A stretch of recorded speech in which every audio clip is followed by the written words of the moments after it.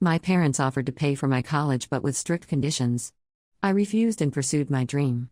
Now they want to control my baby's future. I, 32F, have been struggling with my relationship with my parents, 60s MF, and sister Patricia, 35F, for years, mainly due to my career choice and financial decisions. To understand the current situation, I need to go back to my high school days. Growing up, our family always appeared perfect from the outside. My dad was a successful accountant and my mom was a respected high school principal. They were pillars of our community, involved in local charities and our church. Patricia and I were expected to maintain this image of the perfect family. When I was 16 and Patricia was 19, our parents sat us down for what they called a family meeting. These meetings were usually reserved for big announcements or serious discussions. Patricia was already in her first year of college, having started her pre-med track. I remember feeling nervous, wondering what this could be about. Our parents revealed that they had been saving for our college education since we were born. They had substantial college funds for both of us, which was a relief because I had been worrying about how to pay for college. However, the relief was short-lived as they began listing the conditions attached to accessing these funds. To get our college fully paid for 4 years, we had to attend a state school, maintain a 3.5 GPA, allow them access to our grades each semester, stay out of any legal trouble, and they had to approve our majors. Their reasoning was that they didn't work hard and save money for years just for us to waste it on a useless degree. They also promised a monthly allowance if we agreed to these terms.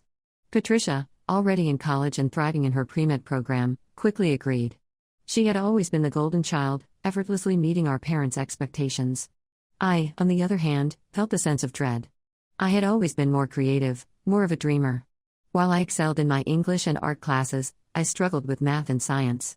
At the time, not knowing what else to do, I reluctantly agreed. I was allowed to spend my first year undeclared to complete my general education requirements. I hoped that during this time, I'd find a major that both interested me and would meet my parents' approval. That year was tough. I took a mix of classes, trying to find my passion while also considering what my parents would accept. I joined the college newspaper and fell in love with writing. I took a creative writing class as an elective and found myself looking forward to it more than any other class. During the summer after my freshman year, my parents sat me down again. They said it was time to pick a major. With a mix of hope and fear, I admitted that my passion wasn't in the fields they wanted. I told them about how much I loved writing, how I had excelled in my creative writing class, and how I wanted to major in creative writing. The silence that followed was deafening. Then my dad laughed, thinking I was joking. When he realized I was serious, his face hardened. My mom looked disappointed. They both started listing reasons why this was a bad idea: no stable career, low earning potential, not a real job. I tried to argue my case. I talked about famous authors, about how writing could lead to various career paths like journalism or publishing. I even suggested double majoring in creative writing and something they approved of. But they wouldn't budge. My parents said, "These are the terms," and cut me off financially. They said I could continue with their support if I chose an acceptable major, but creative writing was out of the question. Patricia, who was home for the summer, sided with our parents. She called me ungrateful and accused me of trying to take advantage of our parents' generosity. I was devastated. I felt like my dreams were being crushed, but I couldn't bring myself to give in. So, I made the difficult decision to go it alone. I moved out of my parents' house and into a tiny apartment with 2 roommates. I took a full-time job as a waitress and reduced my course load to part-time. It was incredibly hard. I was working long hours, often late into the night, then trying to study and complete assignments. My grades suffered initially as I struggled to balance work and school. But I was determined to prove to myself and my family that I could do this. It took me 6 years to graduate, but I did it with a degree in creative writing. During this time, my relationship with my family became increasingly strained. They would often compare me to Patricia, who had graduated medical school and started her residency as a pediatrician. After graduation, I struggled to find a job in my field. I worked various odd jobs, barista, receptionist, retail, to make ends meet while trying to establish myself as a writer. I wrote whenever I could, submitting short stories to literary magazines and working on my novel during my lunch breaks and late into the night. During this time, I met Dustin, 34M, at a local writing workshop. He was an aspiring screenwriter working as a high school English teacher. We bonded over our love of storytelling and our struggles to break into the industry. Dustin was incredibly supportive of my writing dreams, always encouraging me to keep trying even when I felt like giving up. 3 years ago, I finally got my big break. A small publishing house picked up my first novel, a coming-of-age story that drew heavily from my own experiences. To my surprise and delight, it became a moderate success. The sales weren't astronomical, but they were enough for me to quit my day job and focus on writing full-time. Dustin proposed shortly after, on the night of my first book signing. We got married last year in a small ceremony. My parents and Patricia attended, but their congratulations felt forced. My mom made a comment about how I was finally settling down and hoped that marriage would bring some stability to my life. Throughout this time, my relationship with my parents and Patricia remained strained. They never approved of my career choice and often made snide comments about how I should have listened to them. Patricia, now a successful pediatrician, frequently bragged about her achievements and how she made the right choice. Last month, Dustin and I found out we're expecting our first child. We were over the moon. After years of focusing on our careers, we felt ready to start a family. We decided to share the news with both our families over dinner. Dustin's parents were overjoyed. They immediately started talking about nursery themes and offering to babysit. When we told my parents and Patricia, their reaction was lukewarm at best. My mom's first question was if we could afford to have a baby on a writer's salary. My dad suggested I should consider getting a real job now that I had a family to support. Patricia chimed in, saying she hoped the baby would inherit Dustin's practicality instead of my flighty nature. I was hurt by their reactions but tried to brush it off. I told myself they were just concerned about the baby's well-being. However, things came to a head last week when my parents called to discuss the baby shower. They offered to host it, which initially seemed like a peace offering. But then they started listing their conditions. They wanted to approve the guest list, choose the theme, and have a say in how we plan to raise the baby. They talked about the importance of a college fund with terms, of course, and how we needed to start thinking about the baby's future career from day one. I was shocked. It felt like history repeating itself. I told them that Dustin and I would make decisions about our child. My mom said, "These are the terms if you want our help." It brought back painful memories of the college fund situation. I declined their offer and said we'd plan the shower ourselves. They seemed genuinely surprised by my refusal. My dad said I was being stubborn and short-sighted. My mom implied that I was denying my child opportunities out of spite. Patricia called me later that day, berating me for turning down our parents' generous offer. She said I was being stubborn and selfish, and that I should be grateful for any help I can get, especially with my unstable career. She went on about how she wished she was in a position to start a family, she's single and focused on her career, and how I was squandering the support she would love to have. I'm at a loss. I thought having a baby would bring my family closer, but it seems to have widened the rift. Dustin thinks we should distance ourselves from my family for the sake of our mental health and our future child. Part of me agrees, but another part still hopes for reconciliation. I can't help but wonder if I'm overreacting. Am I wrong for wanting to set boundaries with my family? Should I have accepted their help despite the conditions? I don't want to deprive my child of grandparents and an aunt, but I also don't want them to treat my child the way they've treated me. The stress of this situation is taking a toll on me, and I'm worried about how it might affect my pregnancy. I want to focus on the joy of becoming a mother, but instead, I'm constantly anxious about family drama. How do I navigate this situation while protecting myself, my marriage, and my unborn child? Update 1. It's been about a month since my last post, and I want to thank everyone for their supportive comments and advice. Your perspectives really helped me gain clarity on my situation. After a lot of discussion with Dustin, we decided to set firm boundaries with my family. We spent several evenings talking it through, weighing the pros and cons, and discussing how we want to raise our child. Dustin shared some of his own family history. His parents divorced when he was young, and he saw firsthand how important it is to have a united front as parents. We drafted an email together, carefully choosing our words. We explained that while we appreciate their concern, we are capable adults who can make our own decisions about our careers, finances, and how we raise our child. We made it clear that unsolicited advice and criticism would not be tolerated, and that our decisions regarding our child are not up for debate. Sending that email was one of the hardest things I've ever done. My hand shook as I hit the send button, and I spent the next few hours feeling alternately empowered and guilty. The response from my family was mixed, to say the least.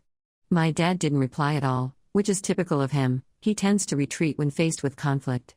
My mom sent a terse message saying she was disappointed in our decision but would try to respect it. Her message was full of passive-aggressive comments about how they only wanted what was best for us and the baby. Patricia, however, exploded. She called me, yelling about how I was tearing the family apart and that I would regret pushing them away when I needed help with the baby. She brought up every mistake I'd ever made, from my foolish decision to study creative writing to my unstable career choice. The call ended with her saying she wasn't sure she wanted a relationship with me if this was how I was going to behave. Despite the family drama, Dustin and I went ahead with planning our baby shower. We decided to have a small, intimate gathering with close friends and Dustin's family. Planning it was actually a joy. We chose a children's book theme as a nod to our love of storytelling. The shower itself was lovely, filled with genuine joy and excitement for our baby. It was a stark contrast to the tension with my family, and it reinforced that we were making the right decision in setting boundaries. A week after the shower, I received a surprising call from my childhood best friend, Lily, 32F.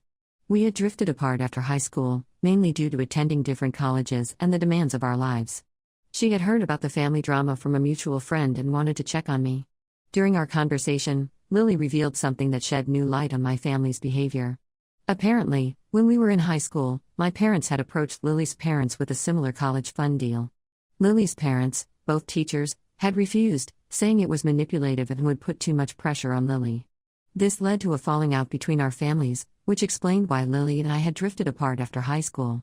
Learning this was like a missing puzzle piece falling into place.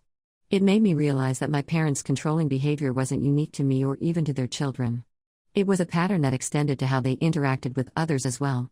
This information strengthened my resolve to maintain boundaries, not just for myself but for the sake of my child. On a happier note, my writing career has been going well. My publisher offered me a 2-book deal based on the outline for my next novel and the sales performance of my first book. This deal will provide some financial stability for our growing family, which is a relief. I've set up a writing schedule that I hope to maintain even after the baby arrives. Dustin has been incredibly supportive through all of this. He's even converting our guest room into a home office for me, complete with a comfortable armchair for when I need to write while nursing. His excitement about becoming a father is infectious, and it helps balance out the stress from my family situation. As my pregnancy progresses, we've been attending childbirth classes and preparing for the baby's arrival. It's bittersweet doing this without my family's involvement, but it's also liberating to make decisions without judgment or conditions. We're focusing on creating a positive, loving environment for our child. We've decided not to share any more pregnancy updates with my family. If they want to be involved, they'll need to reach out and show that they can respect our boundaries. Until then, we're focusing on the excitement of becoming parents and creating the kind of loving, supportive family we want our child to grow up in. The journey hasn't been easy, and I still have moments of doubt and sadness. But overall, I feel more at peace with our decisions. We're building a support network of friends and Dustin's family, and I'm learning that family isn't always about blood relations. As we prepare for our baby's arrival, I'm filled with a mix of emotions, excitement, nervousness, and a tinge of sadness that my family might not be as involved as I once hoped. But I'm also filled with determination to break the cycle and create a different kind of family environment for my child. Update 2: another 2 months have passed, and I'm now well into my 3rd trimester. The baby is healthy and growing well, and we recently found out we're having a girl. Dustin and I are over the moon. We've started decorating the nursery in a woodland theme, with soft greens and purples. Dustin has been painting little animals on the walls. His hidden artistic talent has been a delightful surprise. We've had no contact with my parents or Patricia since my last update. The silence has been difficult, especially as the birth approaches. There are moments when I wish I could call my mom to ask for advice or share my excitement. But then I remember the conditions and judgment that would come with that interaction, and I know we're making the right choice for our mental health and our daughter's well-being. Interestingly, my conversation with Lily sparked a rekindling of our friendship. We've been meeting up regularly for coffee, decaf for me, of course, and it's been wonderful to reconnect.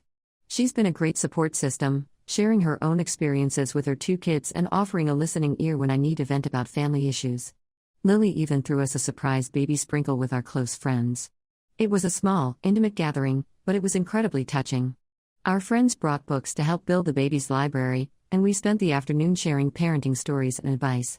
It made me realize that while I might not have my biological family's support, I have a strong chosen family who care about us.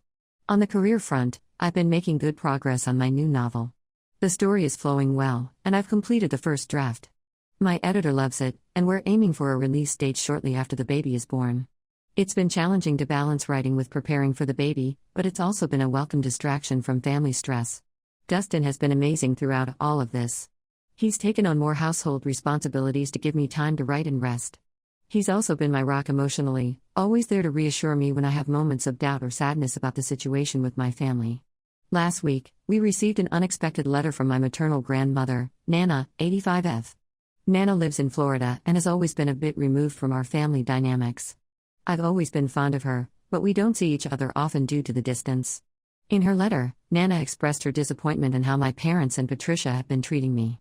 She revealed that she had a similar experience with her own parents when she chose to become a teacher instead of following the family business of running a small grocery store. Her parents had disapproved, saying teaching wasn't a real career for a woman in those days. Nana encouraged me to stay true to myself and offered her unconditional support. She even enclosed a check as a gift for the baby, with no strings attached. She wrote that she hopes to visit once the baby is born and things have settled down. Nana's letter was incredibly comforting. It made me realize that while I may not have my parents' or sister's support, I'm not alone. I have Dustin, my friends, Dustin's family, and now Nana in my corner. It's a powerful reminder that family is about love and support, not control and conditions. We're now in full nesting mode, preparing for our daughter's arrival. We've been attending birthing classes, touring the hospital, and finalizing our birth plan. Despite the family drama, I'm feeling more confident and excited about this new chapter in our lives. As the due date approaches, I find myself reflecting on the journey that brought us here. While it hasn't been easy, I'm proud of the boundaries we've set and the family we're creating. I'm determined to break the cycle of conditional love and support that I grew up with. Our daughter will know that she is loved unconditionally and that her dreams are valid, no matter what path she chooses in life.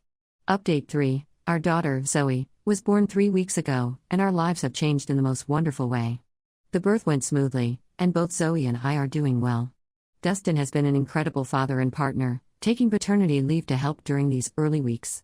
The first few days were a whirlwind of sleepless nights, diaper changes, and figuring out breastfeeding. But every time I look at Zoe's tiny face, I'm filled with an overwhelming love I never knew was possible. Dustin and I are learning together, supporting each other through the challenges of new parenthood. 2 days after Zoe's birth, I received a text from Patricia. She had seen the birth announcement I posted on social media and congratulated us. Her message seemed genuinely warm, without any of the usual judgmental undertones. I was cautiously optimistic but also wary of getting my hopes up. A week later, Patricia called and asked if she could visit. After discussing it with Dustin, we agreed but set clear guidelines for the visit. To our surprise, Patricia arrived with a heartfelt apology. She admitted that seeing my success and happiness made her question the choices she had made in her own life. Patricia revealed that she had recently started therapy to work through some of her issues. She realized how unfairly she had treated me and how much of her behavior stemmed from her own insecurities and the pressure she felt to meet our parents' expectations. It was a raw, honest conversation that brought us both to tears. Patricia's visit went well. She respected our boundaries, genuinely seemed to enjoy spending time with Zoe, and even complimented my parenting. She asked about my writing and seemed sincerely interested when I told her about my upcoming book. It felt like a step towards rebuilding our relationship. As for our parents, we still haven't heard from them.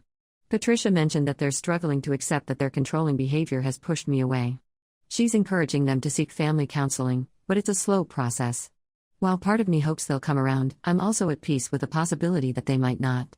For now, we're focusing on our new life as parents. Balancing childcare and my writing career is challenging, but we're figuring it out day by day. I've set up a small writing nook in the nursery where I can work while Zoe naps. It's not always easy, but the joy of pursuing my passion while being there for my daughter is worth every struggle. Dustin has been my rock through all of this. He's taken to fatherhood with enthusiasm and patience. Watching him with Zoe, singing her silly songs and reading her stories, makes me fall in love with him all over again. Our relationship has only grown stronger through this experience. Nana is planning to visit next month, and we can't wait for her to meet Zoe. Her support has meant the world to us. Lily has been a frequent visitor, even babysitting so Dustin and I could have our first date night since Zoe's birth. Our friends have rallied around us, bringing meals, offering help, and showering Zoe with love. Looking back on this journey, I'm proud of the boundaries we've set and maintained. While the situation with my parents is still unresolved, I'm at peace with our decisions. Our priority is creating a loving, supportive environment for Zoe, free from manipulation and conditional love. As I watch Zoe grow and change every day, I'm reminded of why I fought so hard to follow my dreams. I want her to know that she can pursue her passions, whatever they may be, and that her parents will support her unconditionally. That's the legacy I want to leave for my daughter. The road hasn't been easy, and I'm sure there will be more challenges ahead. But as I sit here, writing this update with Zoe sleeping peacefully in her bassinet next to me, I know we've made the right choices. We're building the family we've always wanted, one based on love, respect, and support. To those who might be facing similar struggles with family expectations and conditional love, I want to say, stay true to yourself. It's not always easy, but it's worth it. You have the power to break cycles and create the life you want. Surround yourself with people who support and love you unconditionally. And remember, family isn't always about blood, sometimes it's about the people who stand